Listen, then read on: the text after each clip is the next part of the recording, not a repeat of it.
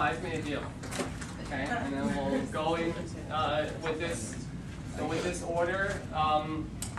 And last time I forgot to say that, but some of you put your names on this eval sheet. I don't want to know how you individually. I just want to have just your opinion as a group and not individual. So do not put your own name on it. Just put the name of the instructor, of the presenter, and then. And that's all, and then I like that. Okay? Alright, All you. Thank you. America's Got Talent. Alright, my name is Reese. Thank you guys for all coming here on Monday, even though a lot of you guys already finished up. It's Wednesday, not Monday. So, our project started out with a 50-foot by 30-foot piece of land in the Oregon Coast Range. And it was just been pasture for about like the last 15 years. It's about 200 feet south of a freshwater creek. Let's talk a little bit about what blueberries really like. Foundation, their soil, they really like a high pH. And why that is, a lot of their micronutrients and stuff is available at a low pH. They also like a very fine, very coarse texture high soil. pH, you meant low pH. I meant low pH. And anyways, so they like a coarse soil and they like a high pH. So I'm going to be amending this, or low pH. I'm going to be amending all this soil here with a bunch of stuff to make it coarse. So it's not even worded as clay. A lot of people I saw had drip lines or emitters placed where it's like each plant there was like one emitter. And the problem with blueberries and doing this is that they have a shallow root system, and especially in Oregon where it's clay. You know, you go down 12 inches, and I mean that clay is like really thick. So the blueberry roots can't go down that far. Well, blueberries aren't like 2 or 3 years old either. You know, they grow to be like 50 years old. So you don't want to put one emitter there the first couple of seasons even, because it'll just set the roots up to just grow in that limited area. So what I did was, instead of having one line per row, I put in 2 drip lines each row. Okay, one would be 55 feet, and the other would be like 60 feet. The first line that would be longer is missing an emitter first. See how I kind of got this? Okay, and then that taller one, okay, it catches up there. All right, I'm greedy. This is 50 by 30. I have to maintain a 10 by 5 foot spacing, but I want more than 30 plants. Can I do it?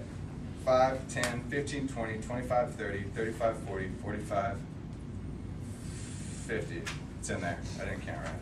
But it's 11 plants each row, and I didn't sacrifice the 10 by 5 spacing because I started on 0 inches on the line, and I put it there at 50 feet.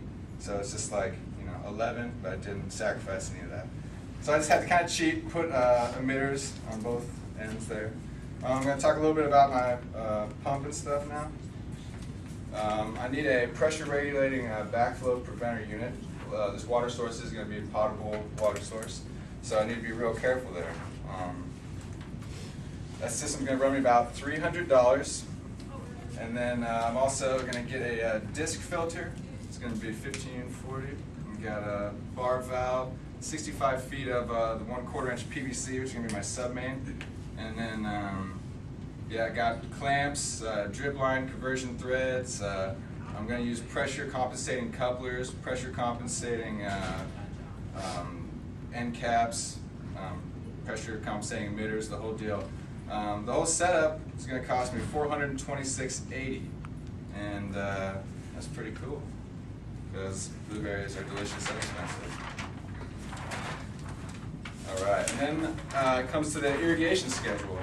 The way I calculated it up, I'm using 0.42 gallon emitters, and basically, when I calculate it all out, blueberries need about 3 inches of water a week, and 0.42 gallons. I figured out how to make that converted into inches per hour, and so then I got a schedule where I'm running about 8 hours a week in the spring, and I make less when it rains, and about 5 hours in the summertime to make up for the evapotranspiration rates and the water usage that climbs immediately once the fruit starts turning blue.